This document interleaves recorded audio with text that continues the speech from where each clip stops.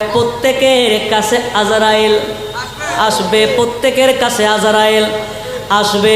তবে দুনিয়ার জমিনে থাকা অবস্থায় কারা নেককার হবে, কারা বদকার হবে, কাদের মৃত্যুর সময় যন্ত্রণা হয়, কাদের মৃত্যুর সময় যন্ত্রণা হয় না, এটা মানুষের চেহারার দিকে যখন আপনি তাকাবেন সাথে সাথে আপনি বুঝতে পারবেন ইনি হলেন নেককার অথবা ইনি হলেন বদকার। কথা বলেন ঠিক কিনা? যখন মৃত্যুর যন্ত্রণা যখন কণ্ঠনালীতে আসে, এমন সময়ের মধ্যে অনেক মানুষ গড় গড় করে, আসে না নাই? আরো জোরে বলেন, আসে না নাই? এই জায়গায় আমার নবী বলেন, উম্মতেরা শোনো, মানুষের মৃত্যুর যন্ত্রণা যখন আরম্ভ হয়, সাকারাত যখন মানুষের আরম্ভ হয়, এমন সময় তোমরা তার চেহারার দিকে তোমরা তাকিয়ে থাকো।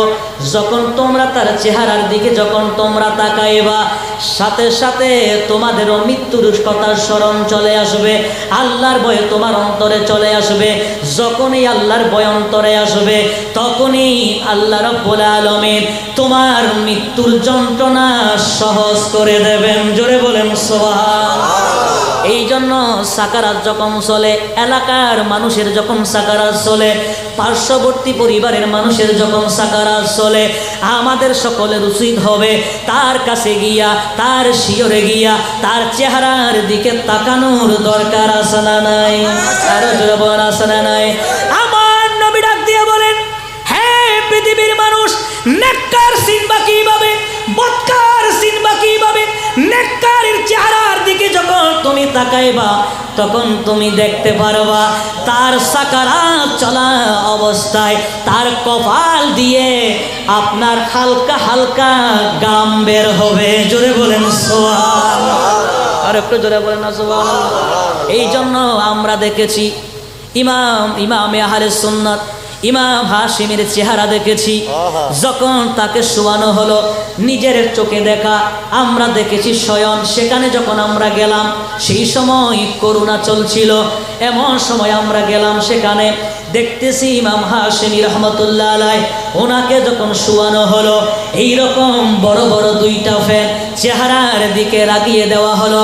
আমরা তখন বুঝতে পারি নাই ঘটনা কি, আমরা যখন জানতে পারি নাই ঘটনা কি, নবীজির হাদিসে মুবারাকা যখন করলাম, তখন আমরা স্পষ্ট দেখতে পেলাম, বলে যারা নেককার হবে তাদের ইন্তেকালের সময় তাদের কপাল দিয়া গাম বের হবে। জোরে বলেন সুবহানাল্লাহ। আর একটু জোরে বলেন না সুবহানাল্লাহ।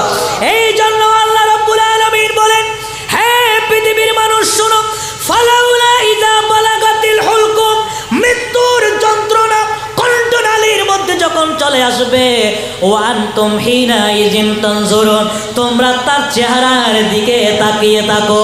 যদি তার চেহারা যদি গামে, মনে রাখবা সেই হলো নেককার। আর তার চেহারার মধ্যে যদি দেখতে পাও একদম একেবারে বিদীর্ণ, একেবারে আপনার শুকনো, একেবারে যখন কালো যখন দেখতে পারবা, তখন মনে করবা ইনি হলেন বদকার। কথা বলেন ঠিক কিনা? এই জন্য আল্লাহ রাব্বুল আলামিন বলেন, নেককার যখন দেখবে তাদের ঘাম বের হবে, বদকারের চেহারাগুলি একেবারে পরিবর্তন হয়ে যাবে। আমরা সমাজের মধ্যে দেখেছি যারা আউলিয়া কেরামের শানে বেয়াদবি করেছে, রাসূলের দুরূদ পাক নিয়ে যারা হাসি তামাশা করেছে, আমরা চোখে চোখে দেখেছি। এখনো আপনারা পাবেন ইউটিউবে, সোশ্যাল মিডিয়ার মধ্যে এখনো পাবেন। আল্লাহ রাব্বুল আলামিন তার মারার আগে আগে তার চেহারা বিকৃত করে দিয়েছে। কথা বলেন ঠিক কিনা? এই জন্য আল্লাহ রাব্বুল আলামিন ছাড় দেয় কিন্তু ছেড়ে দেয় না। কথা বলেন ঠিক কিনা? যাওয়ার আগে আগে নিজের আমল নামার খাতাকে সাজানোর দরকার আছে না নাই? আরো জোরে বলেন, আছে না নাই?